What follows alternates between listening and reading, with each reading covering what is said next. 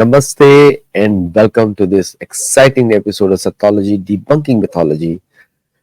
आज हम लोग जो बात करने वाले हैं, आप हमारे चैनल को जरूर लाइक शेयर सब्सक्राइब करिएगा ताकि लोगों तक पहुंचे। लाइक जरूर दबाइएगा ताकि यूट्यूब के एल्गोरिथम्स में आगे बढ़े वीडियोस, और शेयर करिए चैनल को ताकि ज्यादा से ज्यादा लोग सब्सक्राइब करें और बेल के ऑल नोटिफिकेशंस ऑन करिए। तो आज जो विषय में बात करने वाले हैं वो न्याय है, बिकॉज न्याय जो है वो एक धार्मिक टॉपिक है। नीति और न्याय, नीति का अर्थ पॉलिसी नहीं होता, नीति का अर्थ पॉलिसी भी होता है। इंग्लिश में इसका मीनिंग्स आप ठीक से नहीं लगा सकते नीति के। और न्याय तो धार्मिक टॉपिक है, जैसे मैंने पहले बता दिया। लेकिन जो जस्टिस सिस्टम है, तो भारत का जस्टिस सिस्टम या भारत की न्याय प्रणाली दोनों एक ही शब्द नहीं है। आज इसी विषय में बात करेंगे। प्रोफेसर रामेश्वर मिश्र पंकज जी के साथ वो जुड़ चुके हैं, तो लेट अस वेलकम हिम। नमस्कार। नमस्कार। नमस्कार। तो इसमें थोड़ा सा जो है ना, आप एक मेरा क्वेश्चन से बड़ा बेसिक है, जैसे कि समटाइम्स पीपल डोंट अंडरस्टैंड कि जो सुप्रीम कोर्ट डिसीजंस लेता है और हाई कोर्ट डिसीजन लेता है, वो मुझे मालूम है थोड़ा कि हाई कोर्ट इज लोकलाइज्ड, हर स्टेट के लिए है, सुप्रीम कोर्ट पूरी देश के लिए है। लेकिन दोनों के डिसीजंस में, और दोनों के डिसीजन जब वो ट्रांसफर करते हैं, जैसे संदेश खाली के समय में डिसीजन को ट्रांसफर किया गया और फिर उसके बाद सुप्रीम कोर्ट से हाई कोर्ट पे, और एक ऐसे इंसिडेंट्स होते हैं। तो न्याय और पहले तो न्याय और जस्टिस में मतलब अंतर बताइए, फिर ये किस तरह केसेस ट्रांसफर होते हैं और क्या होना चाहिए, प्लीज। देखिए, पहले तो जो आपने प्रारंभ में कहा कि न्याय जो है वो एक धार्मिक बात है। जो हमारे शास्त्रों में कहा है कि न्याय क्या है, जो धर्म की ओर, न्याय थी धर्म की ओर जो ले जाता है वो न्याय। तो अपनी प्रजा को, संपूर्ण प्रजा को जो धर्म की ओर ले जाए। धर्म क्या है? धर्म वो है जो मानव धर्म है, यानी जो यूनिवर्सल वैल्यूज हैं उनकी स्थापना करे निर्णय के द्वारा। तो एक तो धर्म वो है कि जो सनातन धर्म, सनातन नियम, विश्व के संचालक यूनिवर्सल लॉज हों, यूनिवर्सल वैल्यूज कह लें काम चलाऊ भाषा में, जो कि वस्तुतः शास्त्र में स्पष्ट हैं। लेकिन अगर आप आज मॉडर्न ऑडियंस के लिए कहें तो यूनिवर्सल लॉज कह सकते हैं। तो जो यूनिवर्सल लॉज को रिस्टोर करें, जहां कहीं डिस्प्यूट हो, जहां कहीं विवाद हो, जहां कहीं टकराव हो, जहां कहीं कोई झगड़ा हो, कलह हो, वहां वो यूनिवर्सल लॉज को रिस्टोर करे। और जो भी ट्रांसग्रेस कर रहा हो, जो उल्लंघन कर रहा हो यूनिवर्सल लॉज का, उसको दंडित करे, और जो उसके अनुसार चल रहा हो उसको सही ठहराए, उसके पक्ष में निर्णय दे। ये है न्याय। जुडिशियरी अलग बात है, क्योंकि ये जो जुडिशियरी शब्द है, एक बार हम पहले भी आपके यहाँ चर्चा कर चुके हैं कि जस रूप से बना है लैटिन, और इसका अर्थ होता है ओबीडियंस टू द अथॉरिटी। जो भी कोई रूलर हो अपने समय का, उसके प्रति जनता में ओबीडियंस लाना, वो है जस्टिस। लेकिन ये तो एक बात हुई। लेकिन उससे भी बड़ी बात यह है कि जो सारे संसार में जुडिशियरी का, यानी यूरोप में पहले में, स्वयं वेस्टर्न यूरोप में, क्रिश्चियन वर्ल्ड में जुडिशियरी का जो अर्थ है वो भारत में मान्य नहीं है। क्यों? क्योंकि और इंग्लैंड जैसे, एक इंग्लैंड के उदाहरण से बात स्पष्ट होगी कि इंग्लैंड में जस्टिस का क्या अर्थ होता है? रिस्टोरिंग क्रिश्चियन लॉज, है ना, प्रोटेस्टेंट क्रिश्चियनिटी के लॉज को रिस्टोर करना, यही वहां जस्टिस है। कोई भी डिस्प्यूट होगा तो क्या करेंगे?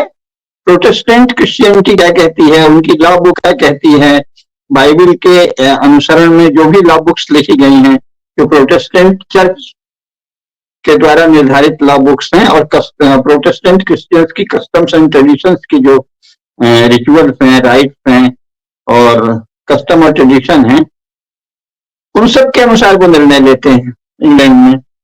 भारत में इसका क्या अर्थ? इंग्लैंड, फ्रांस, जर्मनी, सब जगह क्या है, जो वहां की मेजॉरिटी है उसके जो कस्टम्स हैं, उसके जो ट्रेडिशन हैं, उसके जो बिलीफ सिस्टम है, उसकी जो मान्यताएं हैं, उसकी जो श्रद्धा है, उसका जो, उसकी समझ से जो उचित और अनुचित की कसौटी है, वो कानून का आधार है। तो संपूर्ण यूरोप में या तो कैथोलिक या प्रोटेस्टेंट या लूथेरियन या किसी न किसी प्रकार की क्रिश्चियनिटी या किसी न किसी प्रकार का चर्च जो कुछ मानता है, जो उसके बिलीफ सिस्टम है, जो उसके रिचुअल्स हैं, जो उसकी कस्टम्स हैं, जो उसकी ट्रेडिशन है, क्रिश्चियन ट्रेडिशन, क्रिश्चियन कस्टम्स, उनको उनके अनुसार फैसला देना ये जुडिशरी का काम है। तो किसके अनुसार हो गया? मेजॉरिटी की लॉ बुक्स, मेजॉरिटी की कस्टम्स और मेजॉरिटी की ट्रेडिशन। हमने अपनी पुस्तक में बताया है कि भारत में इससे बिल्कुल विपरीत स्थिति है। अभी बात चल रही है इस पुस्तक की, अद्वितीय भारत।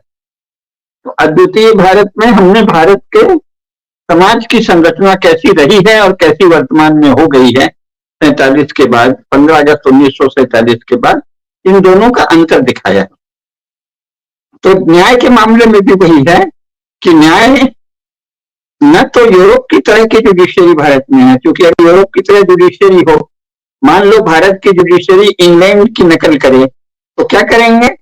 भारत में मेजॉरिटी किसकी है, इंग्लैंड में मेजॉरिटी किसकी है? प्रोटेस्टेंट क्रिश्चियंस की। तो वहां की जुडिशरी क्या करती है? Protestant Christian customs, traditions, law books, rituals, इन सबको रिस्टोर करती है अपने फैसले से। तो भारत में अगर इंग्लैंड की नकल हो तो क्या होगा? भारत में मेजॉरिटी कौन है? हिंदू, सनातन धर्मी। तो सनातन धर्मशास्त्र और हिंदुओं की कस्टम्स, ट्रेडिशंस, मान्यताएं, प्रथाएं, रीति रिवाज, इनको रिस्टोर करना, ये भारत में जुडिशरी की ड्यूटी होगी। स्वाभाविक है, क्योंकि जुडिशरी किसकी ओर से, राज्य किसकी ओर से न्याय करता है? जो उनकी प्रजा है, उस प्रजा की जो मान्यताएं हैं, प्रथाएं हैं, परंपराएं हैं, विश्वास हैं, उनको सुरक्षित रखना। इसी को पहले भारत की भाषा में कहते थे वर्णाश्रम धर्म प्रतिपालन। सभी वर्णों, सभी आश्रमों के धर्म का प्रतिपालन यह राज्य का कार्य है। और न्याय का भी यही कार्य है कि अगर कहीं वर्ण धर्म, आश्रम धर्म, जनपद धर्म, इन सबका उल्लंघन हो रहा है तो उल्लंघन करने वाले को दंडित करे और उनकी स्थापना करे। यूरोप में एक अर्थ में यही सब चल रहा है। वहां धर्म का कोई बहुत कॉन्सेप्ट नहीं है, लेकिन जो भी उनका बिलीफ सिस्टम है, जो भी उनका फेथ है, जो भी उनका चर्च है, चाहे वो कैथोलिक है, प्रोटेस्टेंट चर्च है, चाहे लुथेरियन चर्च है, चाहे ऑर्थोडॉक्स चर्च है, जो भी चर्च है उसकी कस्टम्स, ट्रेडिशंस, फेथ और उनकी लॉ बुक, इसके आधार पर सारी जुडिशरी चलती है।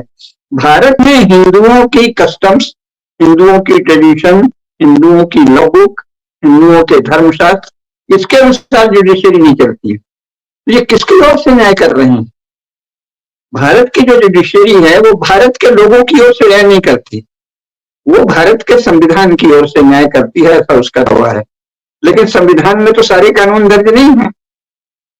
तो इसका मतलब कि संसद ने जो वैलिडेट कर दिया एंग्लो क्रिश्चियन कानून को, उनके अनुसार चलती है। तो एंग्लो क्रिश्चियन कानून को भारत में कौन मानता है?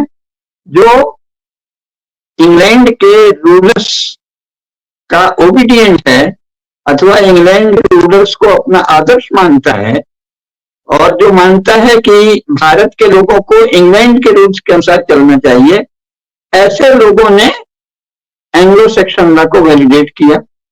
और उन्हीं एंग्लो सेक्शन लॉज के अनुसार भारत की जुडिशरी चलती है। ये किसकी ओर से न्याय करती है? ये बेसिकली इंग्लैंड के प्रोटेस्टेंट क्रिश्चियंस की ओर से न्याय करती है। लेकिन ये लिटरली सही नहीं, ये इंग्लैंड के प्रोटेस्टेंट क्रिश्चियन से इंस्पायर्ड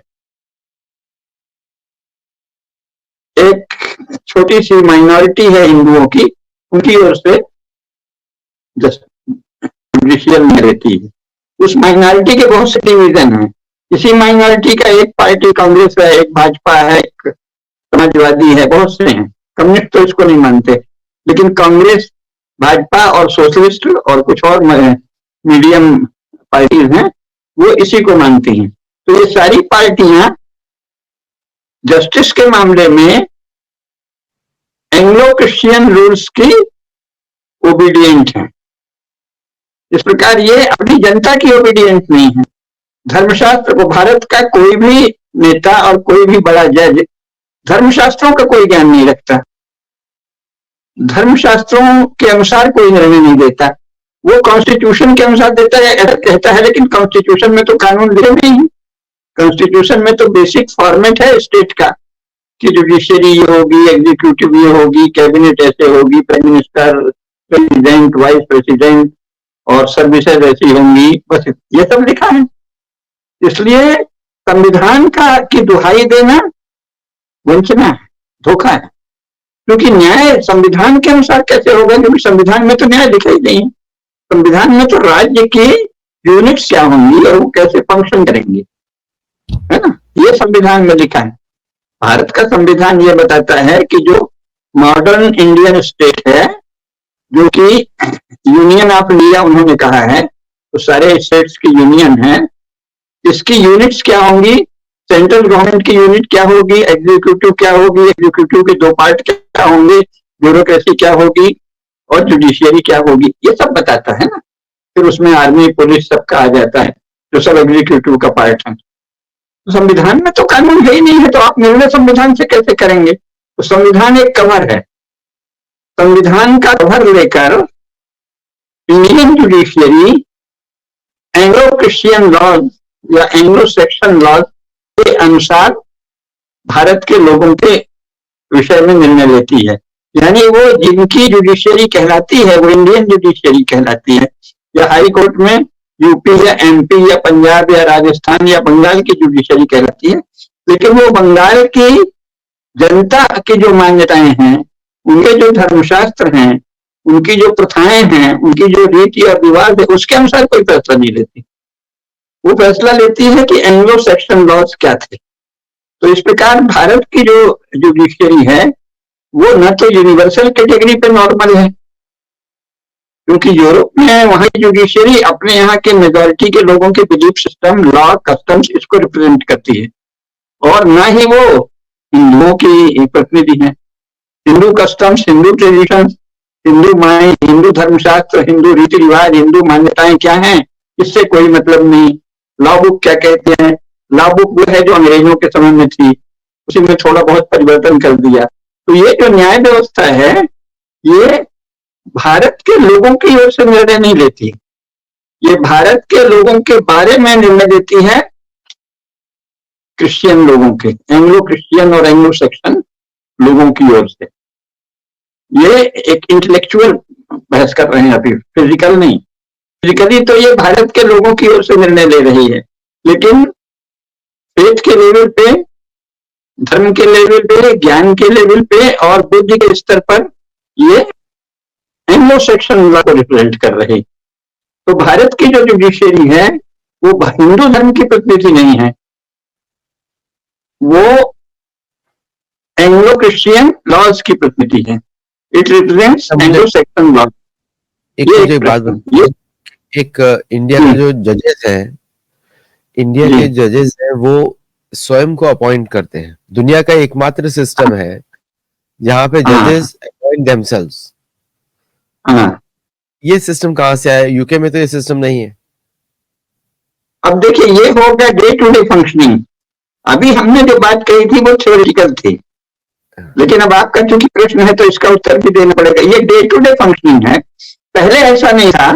बीच में इन्होंने क्या किया कि क्योंकि जैसा मैंने बताया ना कि भारत की जुडिशियरी बेसिकली कनेक्टेड है इंग्लैंड और यूनाइटेड स्टेट्स ऑफ अमेरिका से, तो वहां की सलाह से इन्होंने कानून में ऐसा परिवर्तन कर लिया कि यही अपने को अपॉइंट करते रहे।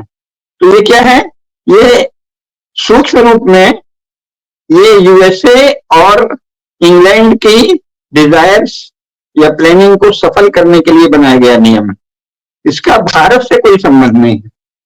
तो ये तो ऐसा इसलिए कर लिया है कि हम independent of Hindu society, Bharat का जो बहुसंख्यक समाज है, हिंदू समाज है, उससे इंडिपेंडेंट है, निरपेक्ष है। तो ये हिंदू निरपेक्ष जुडिशरी है, हिंदुत्व से निरपेक्ष जुडिशरी है, और इसलिए ये इंग्लैंड और यूएसए की ओर से अपने आप को स्वयं अपॉइंट करने की ऐसी इन्होंने व्यवस्था बना ली। इंस्पायर वहां से किया है, कनेक्शन इनके यूएसए और इंग्लैंड से ज्यादा है, लेकिन रहते भारत में हैं और भारत की सरकार के द्वारा ही नियुक्त किए जाते हैं। अब इसमें जुडिशरी ने अगर ये कर लिया है तो इसमें जुडिशरी रिस्पॉन्सिबल नहीं है, क्योंकि कानून बनाने का अधिकार भारत की संसद को है और भारत की संसद भी भारत के लोगों की प्रतिनिधि है। लेकिन जो जनप्रतिनिधि बनकर जाते हैं वो सच्चे अर्थों में जनप्रतिनिधि नहीं है। और एक विचित्र समस्या इस लोकतंत्र में हो गई है जो भारत में कभी नहीं था और संसार में भी 150 साल पहले कहीं नहीं था कि जो भी शासक बने उसका प्रतिस्पर्धी बड़ी शान के साथ वहां खड़ा रहेगा। तो राजा को हमेशा अपने प्रतिस्पर्धी से खतरा है, इसके लोकतंत्र में व्यवस्था है। इसके कारण क्या है, राजा ये सोचता है कि अगले चुनाव में कहीं हम सत्ताच्युत न हो जाएं और इसका लाभ वो लोग उठाते हैं जो इंटरनेशनल फोर्सेस यानी उसकी तरह United states of India, United states of America और इंग्लैंड से प्रेरित हैं। तो ये बहुत ही एक इंटरनेशनल कनेक्टिविटी इसके पीछे है और भारत से उदासीनता, लेकिन इसमें जिम्मेदारी विधायिका की है, लेजिस्लेचर की है, यानी भारत के नेता, रूलिंग पार्टी और संसद, क्योंकि आपके पास पूरी पावर है। आप ये कानून बना सकते हैं एक झटके में। जज क्या करेंगे, विरोध करेंगे, हल्ला करेंगे, उनको ऐसा कुछ नहीं है। वो रद्द करेंगे कानून को तो आप कुछ दिन के लिए भंग कर दीजिए। ऐसे थोड़ी होता है, क्योंकि संविधान में ऐसी कोई बात नहीं कही गई है कि जज ही जज को नियुक्त करेंगे। जज किसके रिप्रेजेंटेटिव? क्या जज केवल जुडिशरी के रिप्रेजेंटेटिव है? किसके बिहाफ पर वो ये करते हैं? तो वो तो मुख्यतः राष्ट्र के बिहाफ पर करते हैं। तो राष्ट्र का प्रतिनिधित्व सबसे ज्यादा संसद में होता है, तो संसद की ओर से जजों की नियुक्ति होनी चाहिए। लेकिन ये कानून संसद ने ही बना दिया है, तो वो कह सकते हैं कि हम तो we are working on behalf of parliament, क्योंकि पार्लियामेंट ने ये कानून बना दिया है। तो इसके लिए जिम्मेदार पार्लियामेंटेरियंस हैं, इसके लिए जिम्मेदार रूलिंग पार्टी है, इसके लिए जिम्मेदार भारत के शासक हैं। वो कानून दूसरा बना रहे हैं तो जजेस का ये बंद हो जाएगा। ये तो एक नाटक से चला है कि पहले तो आप जजेस को ऐसा करने की छूट देने वाला कानून बना दिए, इसके बाद उसका विरोध करते हैं। ड्रामा चल रहा है। ये कोई बहुत विचित्र सा ड्रामा, बहुत ही जुगुप्साजनक ड्रामा, क्योंकि जुडिशरी के पास ऐसी कोई पावर नहीं है कि वो स्वयं के बारे में कानून बना ले। कानून तो जो बनेगा वो संसद में बनेगा। संसद में ऐसा कानून बना दिया गया कि इनका एक सिस्टम होगा और वो स्वयं को ही अपॉइंट करेंगे।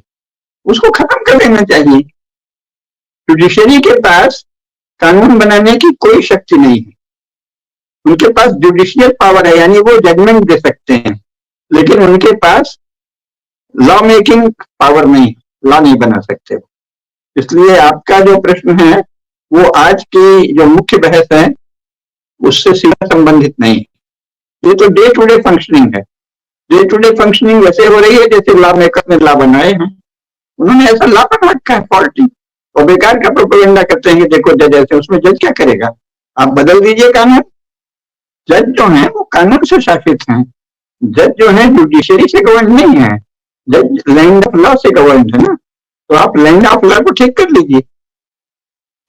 अच्छा, एक मुझे बात बताइए, जैसे फॉर एग्जांपल आप दर्शकों को बोल दें उनकी पुस्तकें जरूर आप खरीदें, पुस्तकें, बिकॉज बहुत हमारे चैनल पे अगर कोई दार्शनिक है तो एक ही है, रामेश्वर मिश्र पंकज जी। तो दर्शन शास्त्र नहीं, कम से कम ये पुस्तक खरीद लें। अद्वितीय समाजशास्त्र बहुत महत्वपूर्ण पुस्तक है। अच्छा, प्रभात प्रकाशन से आई है। हाँ, और तो कोशिश कर रहे हैं कि इसकी अंग्रेजी में भी आ जाए। एक जो क्वेश्चन आता है, जैसे फॉर एग्जांपल क्रिमिनल लॉ की बात करें, क्रिमिनल को पनिशमेंट कैसे दी जाती है, न्याय, तो न्याय क्रिमिनल के लिए कैसा होगा या जस्टिस क्रिमिनल के लिए कैसा होगा? और आपने पहले भी बताया था कि एडवोकेट सिस्टम टोटल करप्शन है, कि किसी को भी एडवोकेट की जरूरत नहीं होनी चाहिए क्योंकि वो अपने आप को सेल्फ रिप्रेजेंट कर सके। तो क्रिमिनल लॉ कैसा होगा अगर न्याय नीति में?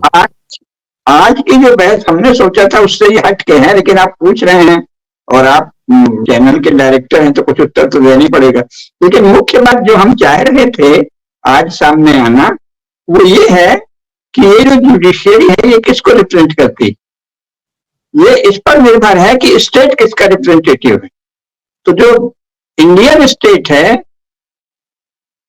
सारे संसार में जो स्टेट है वो वहां की मेजॉरिटी के फेथ से चलता है, भारत में नहीं चलता। तो बाहर अगर उन्होंने अलग से नहीं लिखा कुछ जगह तो लिख दिया है, पाकिस्तान में लिख दिया है कि हम अल्लाह ताला और कुरान के अनुसार शासन करेंगे, अफगानिस्तान में लिख दिया है, बांग्लादेश में लिख दिया है, पहले यूरोप के कई देशों में लिखा था कि हम बाइबल के अनुसार शासन करेंगे, अब चेंज कर दिया है। लेकिन वहां अलमाइटी गॉड जो फादर ऑफ जीसस है, उसकी उस ऑन बिहाफ ऑफ गॉड ही बहुत कुछ प्रावधान है, लेकिन फिर भी ऐसा खुल के नहीं कहा है, थोड़ा कवर दे दिया।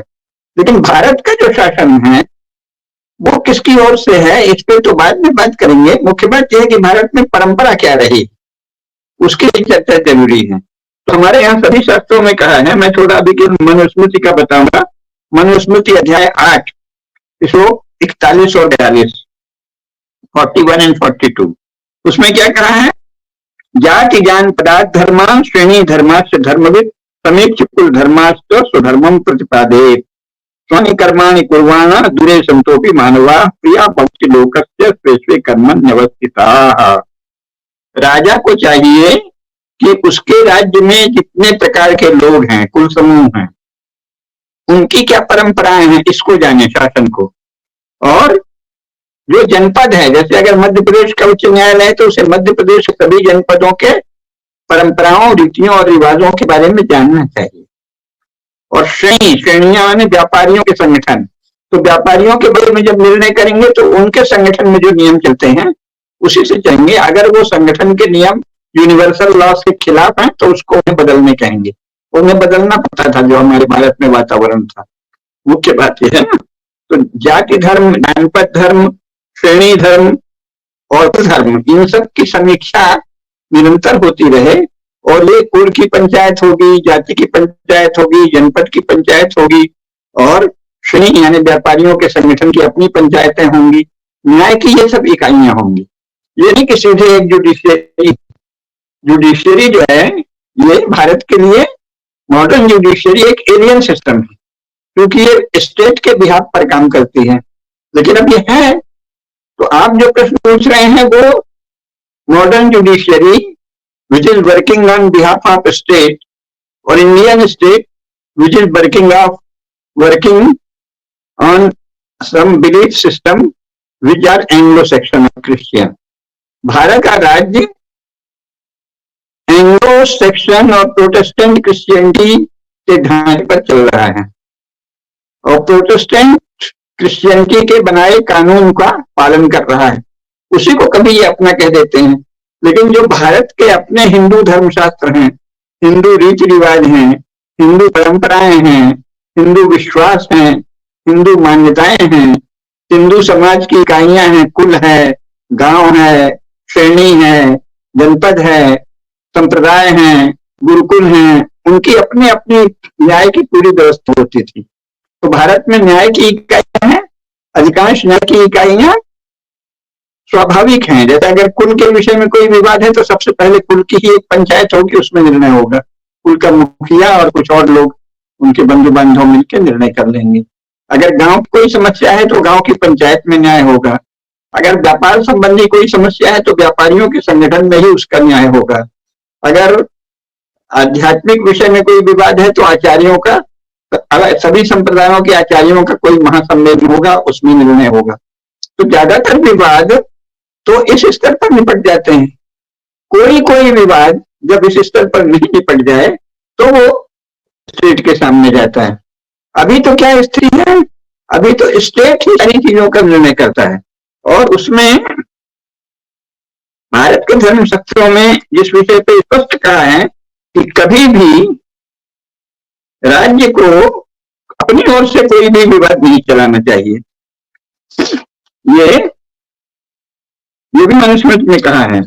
नोत्पादेत स्वयं कार्य राजा न्याय नाप्यस्य पुरुषः न च प्रापितम् अन्येन ग्रसेदर्थ कथंचन। राज्य स्वयं कभी कोई मुकदमा नहीं दायर करना चाहिए, लेकिन जो मॉडर्न स्टेट है स्वयं बहुत से मुकदमे दायर करता है। तो जो भारतीय समाज है उसमें तो ये था कि इसमें सारी इकाइयां हैं, परिवार का समूह है, इसके बाद गांव है, इसके बाद श्रेणी है, व्यापारियों के संगठन है, संप्रदाय हैं, गुरुकुल हैं, पूरे इलाके की खाप पंचायतें हैं, वो अपने निर्णय कर लेंगी। अगर कुछ बचेगा तो राजा के सामने जाएंगे, तो राजा स्वयं निर्णय नहीं करेगा। राजा जिनके बीच विवाद है, अगर दो जातियों का है तो उस जाति के मुखिया को बुलाएगा, अथवा उसके विद्वान पंडितों को बुलाएगा। अगर व्यापारियों का है तो व्यापारियों के मुखिया को बुलाएगा और व्यापार के विषय में शास्त्र जानने वाले पंडितों को बुलाएगा और उनके परामर्श से निर्णय करेगा। तो ये अलग न्याय व्यवस्था है कि जिसके लिए न्याय है उसकी मान्यताएं, उसकी प्रथाएं, उसके शास्त्र और उसके रीति रिवाज के अनुसार निर्णय हो। ये भारतीय व्यवस्था रही है। अगर परिवार का विवाद है तो उस यूनिवर्सल लॉ के संबंध में धर्म के अंतर्गत वो जो वर्ण है, आश्रम गृहस्थाश्रम में जिस वर्ण का वो है उसकी जो मान्यताएं हैं, फिर उसके कुल की जो मान्यताएं हैं उसके अनुसार निर्णय होगा। अगर व्यापारिक संगठनों का है जैसा मैंने बताया तो उनकी मान्यताओं से होगा, लेकिन सब यूनिवर्सल लॉस के अनुशासन में, धर्म के अनुशासन में, है ना। तो धर्म का अनुशासन सर्वोपरि है और धर्म के अनुशासन में जैसी जैसी इकाइयां होंगी उनकी जो भी मान्यताएं हैं, परंपराएं हैं, रीतियां हैं, उसके अनुसार निर्णय होगा। वो तो यहाँ है ही नहीं है। यहाँ तो हमने साहब कानून की किताब बना दी, क्रिमिनल प्रोसीजर एक्ट और जो भी है दीवानी कानून बना दिए, फौजदारी कानून में आपने कहां से बनाए, क्यों बनाए? भारतीय समाज की मान्यताओं से इनका क्या संबंध है? तो ये सब प्रश्न उठने चाहिए। स्वतंत्र यानी 15 अगस्त 1947 तक देश में 350 से अधिक हिंदू राज्य थे, सब में यही था। ये लाखों करोड़ों साल से 15 अगस्त 1947 तक जो हिंदू राज्य थे वो ऐसे चलते थे कि धर्मशास्त्र क्या कहते हैं, हमारे प्रजा की परंपराएं क्या हैं, रीतियां क्या हैं, रिवाज क्या हैं, मान्यताएं क्या है, वो किस संप्रदाय को मानते हैं, किस कुल के हैं, उनकी अपनी आस्था क्या है, उनकी श्रद्धा क्या, उसके अनुसार निर्णय लिया जाता था। अगर वो व्यापारी, मान लीजिए सोने के व्यापारी और तांबे के व्यापारी में विवाद हो गया तो हो गई नहीं, अगर होगा तो उनके बारे में उनके मुखियाओं को बुलाएंगे। सोने के ही व्यापारियों के 2 दलों में रहा है तो स्वर्णकारों का एक बड़ा संगठन होगा, उससे कहेंगे भाई बताओ आपके यहाँ क्या मान्यता है ना। मान लीजिए बढ़ई लोगों का है, चर्मकारों का है, चर्म शिल्प का, तो चर्म शिल्प के जो बड़े भारी पंचायत होगी उससे पूछेंगे आपके यहाँ क्या नियम है, आप चर्म शिल्प के विषय में अगर कोई विवाद हो जाए तो कैसे निपटाते हैं, उसके अनुसार निर्णय होने चाहिए। पंडितों का है तो विद्वानों की जो सब समिति होगी, बड़ी शिष्ट परिषद, विद्वत परिषद, उससे सलाह करेंगे। ऐसा नियम है ना कि जिसके बारे में विवाद है उसकी मान्यताएं और परंपराओं के अनुसार निर्णय हो। ये नहीं कि साहब राजा साहब ने सोच लिया, शासक ने, और कुछ भी निर्णय कर लिया, उसको तो हमारे यहाँ पाप कहा है ना, अभी आपको बताया, नोत्पादेत स्वयं, स्वयं किसी बात का उत्पादन नहीं करना चाहिए राजा को। राजा नाप्यस्य पुरुषः न तो प्रापितम अन्येन दोषेदर्थम कथंचन, है ना। न तो राजा को और न ही राजपुरुष को भी स्वयं कोई विवाद उत्पादित करना चाहिए, और अगर कोई विवाद जनता सामने लाए तो कभी उसकी उपेक्षा नहीं करनी चाहिए।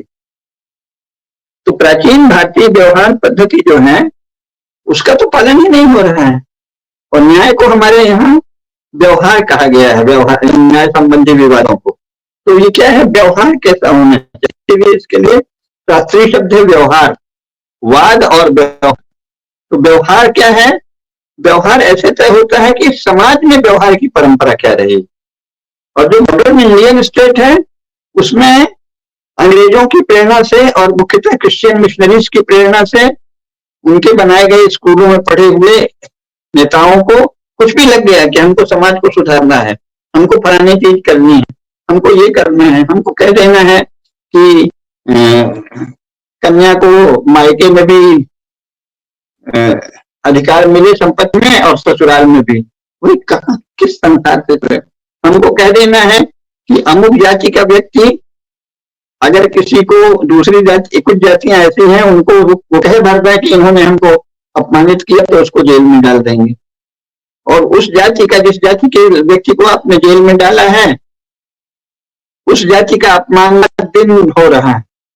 ब्राह्मणों का समाचार पत्रों में, पत्रिकाओं में, न्यूज चैनल में, टीवी डिबेट्स में, सब में दिन रात गालियां दी जा रही, उस पर कोई कानून नहीं। और अगर किसी ब्राह्मण युवक या किशोर ने इस अन्य के विरोध में थोड़ा सा उग्र शब्द कह दिया उन जातियों के प्रति जो दिन रात ब्राह्मणों को गाली देते हैं, तो वो उसको जेल में डाल देंगे। ये कहाँ का न तो ये मानव जाति के अनुसार न्याय है, न यूरोप का न्याय है, जस्टिस है, और न ही ये भारत की परंपरा से है। तो ये किसकी ओर से न्याय कर रहे हैं? भारत के शासक किसकी ओर से कानून बना रहे हैं और उस कानून का पालन जुडिशियरी कर रही है? ये सवाल मुख्य है कि भारत के शासक भारत के प्रतिनिधि नहीं है। वो जैसे भारत के लोगों को बरगला कर उनके बीच प्रोपेगेंडा करके थोड़ी देर हिप्नोटाइज करके अपने पक्ष में वोट लेते हैं, इसके बाद वो निर्णय लेते हैं कि क्रिश्चियन की क्या बिलीफ सिस्टम, कि ईसाई लेखक क्या लिखते हैं, कि अंग्रेज क्या लिखता है, यूरोपीय क्या लिखता है, इंग्लिश न्यूज़पेपर क्या लिखते हैं, इससे निर्णय लेते हैं। जिस समाज के बारे में हमें कानून बनाना है उस समाज की मान्यता क्या है, परंपरा क्या है, रीति क्या है, और वहां न्याय कैसे होता था। आखिर करोड़ों वर्षों से या लाखों वर्षों से, और अगर उसे नहीं भी माने मॉडर्न एजुकेशन से, तो हजारों वर्षों से भारत की न्याय व्यवस्था तो प्रसिद्ध रही है ना। यहाँ न्याय कैसे होता था उससे कोई मतलब नहीं। यहाँ झगड़े कैसे निपटाए जाते थे, जिसे व्यवहार कहते हैं। यहाँ व्यवहार पाठ और व्यवहार निर्णय, जबकि संसार में सबसे पहले यही लिखा गया है कि व्यवहार की प्रक्रिया क्या है, कितने वर्ग होते हैं, सब तो हमारे शास्त्रों में लिखा है ना। लेकिन उसके अनुसार कोई निर्णय नहीं होता। मनुष्य में 18 व्यवहार पद हैं, कहीं बाकी जगह 21 है, कहीं कुछ है, और आज भी सारे संसार में ये 18 व्यवहार पद में ही सब यही कैटेगरी व्यवहार पद की मनुस्मृति में दी है। उसमें सारे 7 प्रकार के जाते हैं, उनका व्यवहार के पक्ष में निर्णय कैसे हो इसकी प्रक्रिया दी हुई है। तो ये तो कुछ कोई चिंता नहीं है किसकी ओर से निर्णय कर रहे हैं। तो हमने अपनी पार्टी में ये लिख दिया है। अच्छा, पार्टी में कहाँ से लिखा है? पार्टी का कोई आइडियालॉग था, उसने कोई यूरोप की किताब चोरी की है अंग्रेजी की, उसकी नकल में लिख दिया है। तो हम कम्युनिस्ट हैं जी। आप कम्युनिस्ट कहाँ से हैं? भारत में कम्युनिस्ट कोई होता है क्या? नहीं, वो कार्ल मार्क्स ने लिखा है, लेनिन ने लिखा है, स्टालिन ने लिखा है। आपने कितनी किताबें पढ़ी है? मैंने कम्युनिस्ट मैनिफेस्टो पढ़ा है, 4 दिन कुछ पढ़ा है। मूर्खों के झुंड वो विचारक और नेता कहलाते हैं। तो हम सोशलिस्ट हैं। तो सोशलिस्ट क्या होता है? यूरोप में तो 32 प्रकार के सोशलिज्म है। नहीं, तो हमारे नेताजी अलग प्रकार के सोशलिस्ट हैं। किस प्रकार के सोशलिस्ट हैं? वो ऐसे सोशलिस्ट हैं कि अहिर जो है वो भारत में रूल करेगा, बाकी सब उसके they will be ruled by Ahirs. क्या है? नहीं, कुर्मी रूल करेगा, नहीं फलानी जाति रूल करेगी। ये तरह का सोशलिज्म है। और सोशलिज्म क्यों होना चाहिए भारत में? कम्युनिज्म क्यों होना चाहिए भारत में? नेशनलिज्म क्यों होना चाहिए भारत में? भारत में सनातन धर्म। न्याय किसकी ओर से होता है? न्याय किसके लिए होता है? सबसे पहला प्रश्न, न्याय धर्म के लिए होता है। भारत के शास्त्र क्या कहते हैं? न्याय किसके लिए है? धर्म के न्याय है। राष्ट्र कौन सा है? जो धर्म से संचालित हो वो राष्ट्र है। तो राष्ट्र रक्षा क्या है? धर्म रक्षा ही राष्ट्र रक्षा है। अगर आप धर्म रक्षा नहीं करते तो वो राष्ट्र नष्ट हो जाएगा, है ना। धर्म एव हतो हनि धर्मो रक्षति रक्षिता। अगर आपने धर्म का हनन किया, जो भारत में 47 के बाद लगातार धर्म का हनन हो रहा है, तो धर्म एव हतो हन्ति, सनातन धर्म का। क्योंकि सनातन धर्म के अनुयायी धर्म के लिए मांग ही नहीं करते। राज्य के लोग दिन भर वो कुछ भौतिक वस्तुओं की बात करते रहते हैं और धर्म के लिए मांग नहीं करते। और जो बाकी अपने माइनॉरिटी कहने वाले इंटरनेशनल ग्रुप्स हैं, जो मुसलमान हैं, ईसाई हैं, वो दिन भर अपने रिलीजन की मांग करते हैं, तो वो डोमिनेट करते रहते हैं। तो ये कौन सा न्याय की व्यवस्था है कि आप कुछ लोगों को तो छूट दें कि वो अपनी बुक के अनुसार चलें, और हिंदुओं को कहें कि नहीं, धर्मशास्त्र नहीं, तुम हम नेताओं के और हमारे नेताओं के द्वारा बनाए गए कानून के जो सेवक हैं, पालक हैं, उन जजेस के अनुसार चलो। जज किसके सेवक हैं? ये सब मैं आज का विषय सैद्धांतिक बहस का है। Whom does the Indian judiciary represent? भारतीय जुडिशरी किसको रिप्रेजेंट करती? वो हिंदू धर्म को रिप्रेजेंट नहीं करती, वो हिंदू समाज को रिप्रेजेंट नहीं करती, वो हिंदू समाज की परंपरा, चेतना और शास्त्रों को रिप्रेजेंट नहीं करती। वो इंग्लैंड के प्रोटेस्टेंट क्रिश्चियनिटी से प्रेरित ट्रांसफॉर्म्ड हिंदुओं की मान्य परंपराओं और कॉन्स्टिट्यूशन के नाम पर एंग्लो लॉज के पूरे कलेक्टिव एक ग्रुप बंडल जो है उसको प्रेजेंट करती है। तो इनके सारे निर्णय प्रोटेस्टेंट क्रिश्चियनिटी के अनुसार होते हैं। थियोरिटिकली। सारा बिलीफ सिस्टम प्रोटेस्टेंट क्रिश्चियनिटी का है। भारत में हिंदू धर्म पर जुडिशरी को विश्वास नहीं है, अविश्वास भी नहीं है। उसके लिए हिंदू धर्म भी रिलेवेंट, कहते हैं हाँ होगा, ठीक है हिंदू धर्म है देख लेंगे। लेकिन कानून ये कहता है, तो कानून भगवान ने बनाया है क्या? कानून भी तो, या तो कानून आएगा हिंदू धर्म से, धर्मशास्त्र से, या आएगा मुसलमानों के किसी किताब से, या आएगा ईसाइयों की किताब से। कहां से आया कानून? कानून भगवान ने तो बना के नहीं भेजा ये कानून है ऐसे करो। जो भी कानून है वो या तो हिंदू धर्म का प्रतिनिधि कानून होगा, या इस्लाम का होगा, या ईसाइयत का होगा। भारत में जो कानून है वो ईसाइयत से प्रेरित है, तो दे रिप्रेजेंट क्रिश्चियनिटी। वो हिंदू धर्म को, हिंदू साइके को, हिंदू ट्रेडिशन को, हिंदू कस्टम को रिप्रेजेंट नहीं करते। ये मुख्य बात है। ये जो डे टू डे की बात है वो उसके बाद है, और इस पर विचार करने का किसका काम है? या तो एकेडमिशियंस, लेकिन एकेडमिशियंस तो इस समय जो स्टेट से प्रोटेक्टेड हो बस उनकी सुनी जाती है। तो राज्यकर्ता और प्रजा जो वोटर हैं उनको मिलकर सोचना चाहिए कि हम पर कौन शासन कर रहा है। वो हमारे विषय में, हमारे शास्त्रों के विषय में, हमारे धर्म के विषय में, हमारी परंपराओं के विषय में ज्ञान क्यों नहीं रखता? वो जनप्रतिनिधि कह जाता है, पीपुल्स रिप्रेजेंटेटिव। अभी चुनाव घोषित हो जाएंगे 2-3 दिन में, ज्यादा से ज्यादा 5 दिन में। तो ये जो चुनाव में जो चुने जाएंगे उनको पीपुल्स रिप्रेजेंटेटिव कहते हैं। पीपुल्स रिप्रेजेंटेशन एक्ट के अंतर्गत चुनाव होता है। तो ये पीपुल के क्या रिप्रेजेंटेशन है? केवल फिजिकल रिप्रेजेंटेटिव है? क्योंकि ये ना पीपुल्स के अध्यात्म को जानते, पीपुल के धर्म को जानते, ना पीपुल की चेतना को जानते, ना पीपुल के शास्त्रों को जानते। भारत का कोई भी नेता हिंदू धर्मशास्त्रों का ज्ञाता नहीं है। भारत का कोई भी नेता ऐसा नहीं है जो मनुस्मृति, याज्ञवल्क्य स्मृति, अंगिरा स्मृति, नारद स्मृति, रामायण महाभारत सबको पढ़े हो। अगर वो ये सब नहीं पढ़े हैं तो वो कानून कैसे बना सकता है? कैसे कानून बनाएगा? कुछ सब अविचारित चल रहा है। मैंने उसने 11th क्लास में कोई एक ऐसे पढ़ा था जिसमें लिखा था कि सोक्रेटिस ने ये कहा है, तो सोक्रेटिस तो मर गया, मैकियावेली ने ये कहा है, मार्क्स ने ये कहा। क्या मतलब है भाई? यूरोप के लोगों ने प्लेटो अरिस्टोटल का तो केवल नाम लेते हैं। पिछले 100-150 साल में सो कॉल्ड जो वहां के थिंकर्स हैं, पॉलिटिकल थिंकर, उन्होंने स्टेट के विषय में क्या कहा? इससे आपको क्या मतलब? आपके पास तो हजारों साल से स्टेट है ना, तो आप 100 साल के पॉलिटिकल थिंकर्स को किस आधार पे अपना दृष्टांत, अपना उदाहरण, अपना मानक, अपना गुरु मानते हैं? कोई कम्युनिस्ट है, कोई सोशलिस्ट है, कोई कैपिटलिस्ट है, कोई नेशनलिस्ट है। ये चारों तो यूरोपियन थॉट हैं, और यूरोपियन थॉट भी किसी सारे यूरोप ने तो लिखा नहीं है, वहां की किसी पर्सनैलिटी ने लिख दिया। दार में 4-6 पर्सनैलिटी ने, नेशनलिज्म लिख दिया, 4 पर्सनैलिटी ने। कार्ल मार्क्स के बाद फिर लेनिन, तो कार्ल मार्क्स को बोला मैंने, कार्ल मार्क्स को फिर केवल खड़ा कर दिया है उल्टा। कार्ल मार्क्स का शत्रु है एक तरह से लेनिन और स्टालिन। और क्या कम्युनिज्म है? बेसिकली कार्ल मार्क्स और फिर लेनिन और स्टालिन, और इसके बाद वो मानव भक्षी, नरभक्षी माओ जेडोंग। उनका माने भारत में ब्रह्मा ने एक शास्त्र रचा, भगवान शंकर ने रचा, उसके बाद इतने सारे लोग हुए हैं, एक से एक विद्वान हुए हैं।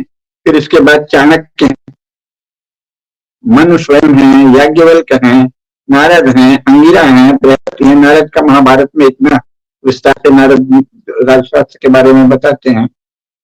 आप चाणक्य को भी नहीं पढ़ेंगे। और तो और आप चोलों ने, चालुक्यों ने, होयसलों ने, साहनों ने, पांड्यों ने, कलचुरियों ने, परमारों ने, चौहानों ने, सोलंकियों ने, बघेलों ने कैसे शासन किया ये भी नहीं पढ़ेंगे।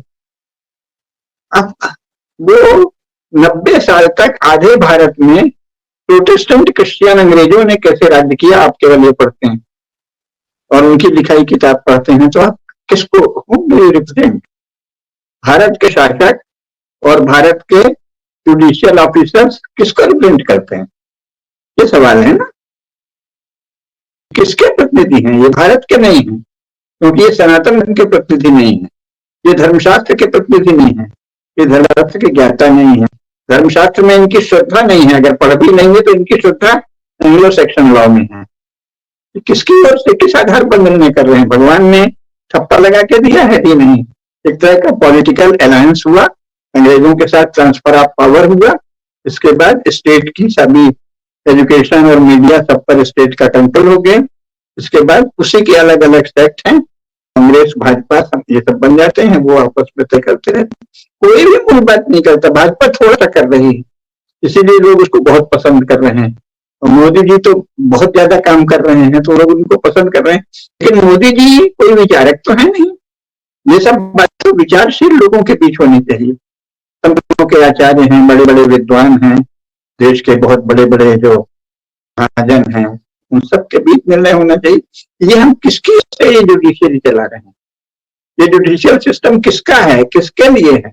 और जिस भारत में हजारों साल से इतना बड़ा जुडिशियल सिस्टम था, इतनी बड़ी न्यायालय थी, उसको आपने कैसे, you just ignored it, you never notice it, है ना? आपने उसके नोटिस ही नहीं लिया।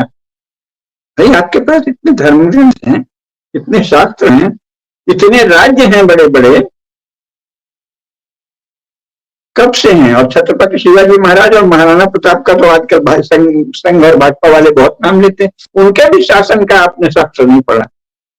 चोलों, चालुक्यों, पांड्यों, होयसलों, सातवाहनों, किसी का नहीं पढ़ा। विद्यानगर साम्राज्य, मैसूर राज्य, किसी का नहीं पढ़ा। त्रावणकोर, कोचीन, किसी का नहीं पढ़ा। किसकी ओर से आप राज्य कर रहे हैं? किस समाज की ओर से, किस परंपरा की ओर से? केवल ब्रिटिश परंपरा, केवल प्रोटेस्टेंट क्रिश्चियन परंपरा की ओर से राज्य हो रहा है। और प्रोटेस्टेंट क्रिश्चियन लॉ के अनुसार जुडिशियल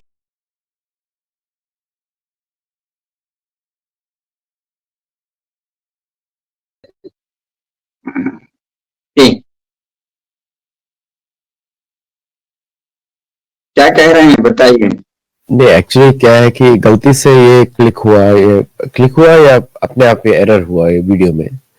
अच्छा, मेरे को एक ये जो आपने बहुत ही अच्छा इंपॉर्टेंट पॉइंट रखा है इधर, किसकी ओर से राज हो रहा है। एक नॉर्मल पर्सन है जो जो अपना जीवन, जिसको न्याय के ऊपर डिपेंडेंस है, जो सोच रहा है उसको न्याय मिलेगा। और लेकिन जैसे अगर हम देखें कि मैरिज एक्ट भी, डिवोर्स, जो कि हिंदू समाज में डिवोर्स नहीं होता है, और वो सिस्टम नहीं है, लेकिन वो सब इन सिस्टम्स आ चुके हैं अभी। और आजकल ये भी हो रहा है कि फेमिनिज्म मूवमेंट के चलते हुए मतलब पुरुषों पे ज्यादा अत्याचार भी हो रहा है, मिसयूज हो रहा है बहुत लॉ का। तो अगर जैसे मैं इसीलिए बार बार वो क्वेश्चन पूछ रहा था कि क्या डिफरेंस दिखता है अगर हम राज्य धर्म से न्याय को देखते हैं या एंग्लो सैक्सन धर्म से न्याय को देखते हैं। अगर हम केस स्टडीज उठाएं, जैसे फॉर एग्जांपल केस स्टडीज उठाएं फैमिली मैरिज लॉ की, एंग्लो सैक्सन लॉ क्या बोलता है, भारतीय लॉ क्या बोलेगा, मतलब सोच कैसे बदलेगी लोगों को थोड़ा सा आइडिया होना चाहिए कि क्या डिफरेंस है दोनों में। और नहीं, इसमें पहली बात, हाँ बोलिए। कई बातें आपने कही हैं, एक एक करके तो सबका जवाब देंगे। पहला तो आपने फेमिनिज्म कहा। ये जो फेमिनिज्म वगैरह चले हैं, ये तो यूरोप के बैकग्राउंड में इनका बहुत महत्व है, क्योंकि यूरोप में हजारों, मतलब 2000 साल तक उन्होंने कहा कि स्त्री की आत्मा नहीं होती। जब उन्हें स्त्रियों ने बहुत संघर्ष किया, बहुत तप किया, त्याग किया, अहिंसक आंदोलन किया, तब जाके किसी तरह बहुत सफरिंग की, बहुत कष्ट रहा, तो यूरोप की स्त्रियों को माना गया कि ये पर्सन है, इनकी आत्मा है, और इनको फिर 20वीं शताब्दी ईस्वी में पहली बार वोटिंग राइट मिला। तो ये तो यूरोप का है। अब भारत में जो भारतीय स्त्रियां हैं, उनका इससे कोई संबंध नहीं, सिवाय थोड़ी सी स्त्रियां जो इंग्लैंड और फ्रांस, अमेरिका वगैरह घूम आती हैं और फिर सोचती हैं कि वहां के मित्रों के की तरह हम भी यहाँ करेंगे, तो वो बहुत ही लिमिटेड है। क्योंकि आप भारत को देखिए, आप छत्तीसगढ़ चले जाइए, आप कहीं भी चले जाइए, अभी छत्तीसगढ़ के आप चैनल खोल लीजिए, मध्य प्रदेश और छत्तीसगढ़ का। छत्तीसगढ़ की युवती डांस करती है, कर्मा गाती है, कोई नृत्य करती, कितने आत्मविश्वास से पंडवानी गाती है, महाभारत की पूरी कथा उसे याद रहती है। लड़के ही लड़के ढोलक बजा रहे हैं, मृदंग बजा रहे हैं, झांझ बजा रहे हैं, और उसमें वो अकेले कर रही है, क्या लगा के बोलती है। यानी गौर स्त्री, कोड स्त्री, संथाल स्त्री, जो भी जिन्हें जिन्हें इन्होंने ट्राइबल कह दिया, वो जो हमारा बहुत बड़ा समाज है, उसकी लड़कियों को तो कोई समस्या ही नहीं है। तो ये जो एक अंग्रेजी पढ़े लिखे और ईसाइयत से अभिभूत हिंदुओं की समस्या, उसको भारत की समस्या मान के सारे कानून बन रहे हैं आप, और सारे आंदोलन चल रहे हैं। फेमिनिस्ट आंदोलन क्या है? अभी का जो फेमिनिस्ट आंदोलन, लेकिन उसके रोने से नहीं चलेगा, क्योंकि वो इंटरनेशनल एजेंट है। भारत का फेमिनिज्म क्रिश्चियन मिशनरी के द्वारा संचालित है। वो यूरोप की श्रेष्ठ स्त्रियों के द्वारा प्रेरित नहीं है। वो यहाँ क्रिश्चियन मिशनरीज ने अपनी परिवार को तोड़ने के लिए फेमिनिज्म को फैलाया है। लेकिन उस पर क्यों ध्यान देना? दिक्कत यह है कि जो पढ़ने का हिंदू है वो बस वही रोता रहता है, देखो फेमिनिज्म हो रहा है, देखो दलित विमर्श। अरे आप अपना चलाइए ना। तेजस्विनी हिंदू स्त्री विमर्श क्यों नहीं चलाते? तेजस्विनी स्त्री विमर्श, ये तो जो है ये विलापवादी स्त्री विमर्श है, जो रोते ही रहते हैं, हमारे साथ बड़ा अत्याचार है, हमको पुरुष ये कर। तो विलाप करने वाली स्त्रियों का विमर्श तो चल रहा है, लेकिन तेजस्वी स्त्रियों का विमर्श क्यों नहीं चल रहा है? हिंदू पुरुष अपने घरों की तेजस्विनी स्त्रियों को विमर्श के लिए क्यों नहीं प्रेरित करते? ऐसे बहुत से अनुसूचित जाति और जनजाति के लोग हैं जो निष्ठावान हिंदू हैं, वो हमसे कम हिंदू नहीं है, हमारे कई संपर्क हैं ऐसे हिंदुओं को आप सामने क्यों नहीं लाते? तो ये जो अंग्रेजी पढ़ा लिखा और अंग्रेजी का अनुवाद पढ़ने वाला और उसके सिवाय कुछ नहीं पढ़ने वाला हिंदू है, वो उसकी दुनिया बहुत छोटी है। वो केवल यूरोप से प्रभावित आंदोलन है उन्हीं के बारे में सोचता है, होता रहता है। और वही लोग एमएलए एमपी बन चुके, सिस्टम अलग आ गया। परंपरागत जो गौड़ शासन था, संथाल थे, बिहार, मतलब इतने तरह के शासन थे, खंडाइत हैं, बहुत मिजो हैं, मैती हैं, संथाल हैं, गौड़ हैं, कोल हैं, खरवार हैं, बहुत सारी जातियां हैं ना।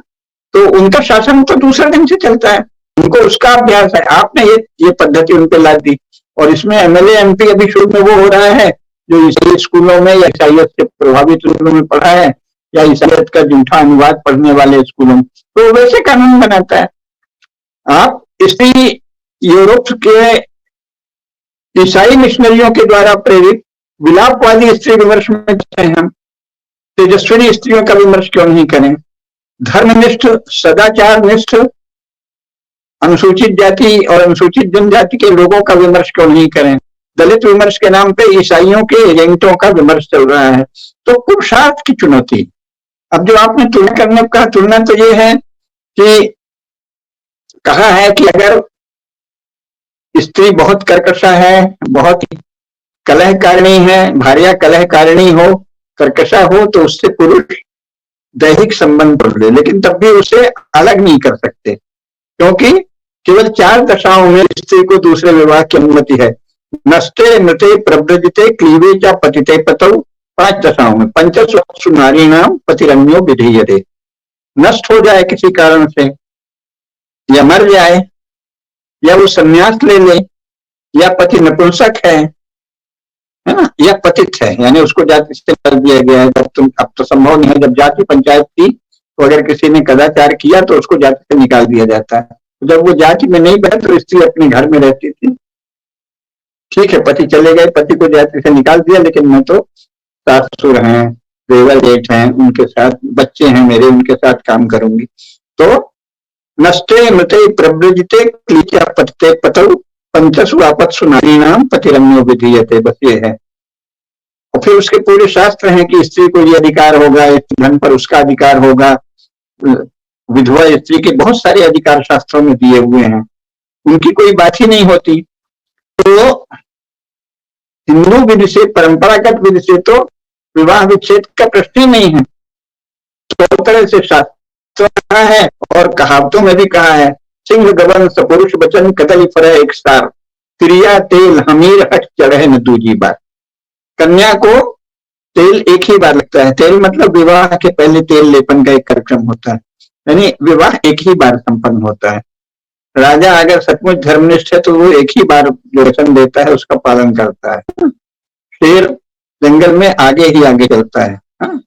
जो सत्पुरुष है उसका वचन कभी मिथ्या नहीं होता। ये सब कहा है ना। तो इस प्रकार कहा गया कि विवाह भी एक ही बार होता है। तो विवाह जो हो गया उसमें पत्नी पत्नी है, और वो 2 बार 3 बार पुरुष विवाह कर सकता है, वो सब पत्नी कहलाएं, लेकिन त्याग नहीं सकता उनमें से किसी को। तो परंपरा तो ये है, परंपरा के अनुसार तो विवाह विच्छेद होता नहीं, लेकिन ये कानून बना दिया, कानून बनाया, उसमें इतने छेद कर दिए कि अब आजकल जो ज्यादा पढ़ी लिखी स्त्रियां हैं वो तो कई बार जो धनी परिवारों में विवाह इसलिए करती है कि पहले हम विवाह करेंगे, फिर झगड़े का बहाना करके कि ये हमारे ऊपर वो करता है, अनुचित व्यवहार करता है, डिमांड करता है, डावरी केस में फंसा देंगे, कहीं किसी धमकी देंगे, और अपनी इज्जत बचाने के लिए जो धनवान ससुराल है उससे रुपया ले लेंगे और कहेंगे अब डाइवोर्स दो, और डाइवोर्स लेके ऐसी भी स्त्रियां हैं जो 2-2, 3-3 विवाह करती हैं। पहले विवाह किया किसी धनी घर में, फिर उनको कहा कि हम धमकी देंगे कि तुमने हमको दहेज के लिए सताया है, उत्पीड़ित किया है, सास ससुर सबको जेल में भिजवा देंगे। ऐसे कानून बना दिए हैं डावरी केस के कि झूठा आरोप लगा दे कि हमको पीड़ित करता है, मारता है, दहेज की मांग करता है, तो लड़का, लड़के की माँ, लड़के के पिता, लड़के के भाई सबको जेल हो जाएगी। तो जिनके पास धन है वो कहते हैं नहीं नहीं बेटे ये पैसा ले लो, ठीक है पैसा तो हमारा हो गया, आप तलाक दे दीजिए, नहीं तुम्हें आपसे ऐसी, तुमने तलाक दे दिया। 3-4 साल बाद दूसरी शादी कर ली, फिर किसी धनी परिवार के यहाँ, कम उम्र थी। तो ये तो धन लूटने का बहाना। ऐसे कानून बनाए हैं कि अगर कोई दुष्ट या दुष्चरित्र या बदमाश स्वभाव का व्यक्ति है, पुरुष हो या स्त्री, तो वो इन कानूनों का केवल अनुचित लाभ उठाएगा। ये कहाँ के कानून? अब एक बन गया है कि लड़की को पतिगृह में भी संपत्ति का अधिकार होगा और पितृगृह में भी। ये तो समाज के प्रति कोई भाव ही नहीं रखना हुआ, क्योंकि जो समाज का दृश्य खड़ा होता है उसमें क्या हो रहा है कि जो लड़का है उसको तो केवल पिता की संपत्ति का अधिकार मिलेगा और लड़की को पिता की संपत्ति में अधिकार है और पति की संपत्ति में भी। ये कहाँ का कानून है भाई? लड़के लड़की का इतना भेदभाव, अगर ऐसा है तो फिर लड़कों को भी ससुराल की संपत्ति में अधिकार मिलना चाहिए। ठीक है, आप बड़ी बराबरी की बात करते हैं तो लड़के को भी अपने पिता की संपत्ति में अधिकार रहे और ससुराल की संपत्ति में भी अधिकार रहे, हालांकि उससे भी केवल परिवार टूटेंगे। कैसी अराजकता, विवेकहीनता। तो विच्छेद होता है, विवाह विच्छेद हो जाता है। विवाह विच्छेद में ये कहीं कहीं तो बहुत समझदारी है, तो आपस में म्यूचुअल कंसेंट से हो जाता है, उसका भी प्रावधान तो रखा है, लेकिन ऐसा कुछ कर दिया है कि ज्यादातर विचित्र मान्यताओं के चलते कलह करेंगे, लड़ेंगे, एक दूसरे पे आरोप लगाएंगे, तो एक नरक बना दिया है। भारत का जो राज्य है और भारत की जो न्याय व्यवस्था है उसने विशेषकर हिंदुओं के जीवन को नरक बना दिया है। उनके परिवार को नष्ट करने की सारी योजनाएं, सारे कानून ऐसे बन गए हैं कि परिवार नष्ट हो जाए या परिवार का जीवन नरक हो जाए। आपस में लड़ें, दोषारोपण करें, जो कभी कल्पना नहीं हो सकती थी। पति पत्नी का मुख्य माना जाता था पति की शुश्रूषा, यानी ध्यान से सुनना, सास ससुर को ध्यान से सुनना, पति को ध्यान से सुनना। तभी कहा जाता था कि पति के गृह में तुम स्वामिनी की तरह रहो। अब तो क्या है, अब तो वो डायन की तरह रहेगी, ये कलहकार हो जाएगी, उसको कहेंगे बड़ी बोल्ड है, और अगर कोई सीधे है तो उसे कहेंगे बहुत नीक कायर है। ये क्या मान्यताएं आप चला रहे हैं समाज के विषय में? स्त्रियों को कलहकारिणी और उच्छृंखल बनाने का सारा प्रावधान कर रखा है। भगवान की कृपा से ऐसा हुआ नहीं है। क्यों? क्योंकि संस्कार बहुत अच्छे हैं, तो अभी भी 10% से ज्यादा स्त्रियों में ये दुर्गुण नहीं आए हैं, और पुरुषों में भी अंतहीन दुर्गुण है। पहले तो शराब पीना ही महापातक माना जाता था, और महापाकी अगर हो तो उसके संसर्ग से भी लोग बचते थे। अब तो जितने लेखक और बुद्धिजीवी और संपादक और प्रोफेसर और एडवोकेट और नेता सभी रात को शराब पीते हैं। ये तो जब शराब पिएंगे और मान लो स्त्री संस्कारी है, उस संस्कारी स्त्री पर कितना अत्याचार हो रहा है। यानी कोई विचार ही नहीं है। पुरुषों के साथ भी अत्याचार, संस्कारी पुरुष के साथ अत्याचार, संस्कारी स्त्री के साथ अत्याचार, उच्छृंखल पुरुष को उच्छृंखलता करने के बहुत से अवसर, उच्छृंखल स्त्री को उससे भी ज्यादा अवसर। ये हिंदू समाज को जैसे नष्ट कर डालने का जो ईसाई मिशनरियों की योजना थी, वो 15 अगस्त 1947 तक सफल हुई, लेकिन 47 के बाद हिंदू लॉ के नाम से, हिंदू मैरिज एक्ट के नाम से, और अब तो मोदी सरकार ने भी कुछ ऐसे कानून ला दिए हैं उनके नाम से। तो जैसे हिंदू समाज को नष्ट करने को हमारे नेताओं का और उन नेताओं के सहायक के रूप में जुडिशरी की ड्यूटी हो गई। ये क्या हो रहा है? तो जागृत है, उनको इस पर सोचना चाहिए। जितना आपके लिए इस्लाम खतरा है उतना ही ये भी खतरा है कि परिवार नष्ट हो रहा है। और कुछ संगठन है जो परिवार बचाओ के नाम पे मूर्खतापूर्ण बातें करते हैं। पहले आप ये विसंगतियां दूर करिए। आप कहते हैं हम परिवार को पुनरुज्जीवित करेंगे और आपका शासन ऐसे कानून बनाता है, शासन में आने पर भी आप परिवार तोड़क कानून बनाते हैं। तो बहुत अंतर है ना। जो परंपरा है उसमें स्त्रियों को बहुत अधिकार प्राप्त है, और केवल विवाह तो हर स्त्री का धर्म नहीं है। परंपरा से वैदिक काल से स्त्रियां स्वयं भी होती थी, व्यवसायी भी होती थी, आचार्य भी होती थी, सद्यो वधु भी होती थी, तो साथ ही वेदज्ञ भी होती थी। स्वतंत्रता है। कोई जीवन भर अगर वेदों का अध्ययन करना चाहे, साधना करना चाहे तो सदैव थी। आप तो देखते हैं बड़ी बड़ी कवियत्रियां हुई हैं, बहुत बड़ी बड़ी साधिकाएं हुई हैं, बहुत बड़ी बड़ी पवित्र स्त्रियां हुई हैं। उनको तो कोई नहीं कहा गया कि तुम विवाह करो ही। तो विवाह कोई अनिवार्यता नहीं है, लेकिन संकल्प आवश्यक है। आप तय करें कि आप कौन सा जीवन जिएंगे, उस पर अडिग रहें, यही कहा गया था। और सभी प्रकार के स्त्रियों के जीवन वैदिक काल से आज तक मिलते हैं। लेकिन ये नहीं कि आप विवाह भी करें और स्वैर भी रहें, स्वैरिणी भी रहें। आप गृहस्थ धर्म में भी आए और स्वतंत्र जैसा आचरण भी करेंगे तो स्वतंत्र है। भाई आपने जो संकल्प पूर्वक जिस आश्रम का वर्णन किया है, जिस गुण धर्म के लिए प्रतिज्ञा की है, उसका पालन करिए। आपको अकेले रहना है तो मठ में चले जाइए, कुछ साधना करिए। या वैसे वैदिक काल में भी कुछ स्त्रियां थी जो जुआ खिलाती थी, गृह चलाती थी, तो कुछ जुआ हुआ चलाइए, उसकी भी छूट है। लेकिन गृहिणी बनकर मत करिए ये सब। तो ये वर्तमान में हिंदू परिवार को नष्ट करने वाले सारे गुण हिंदू घरों में उत्पन्न, लेकिन क्रिश्चियन मिशनरी से प्रेरित सभी पार्टियों के नेताओं ने बना रखे हैं।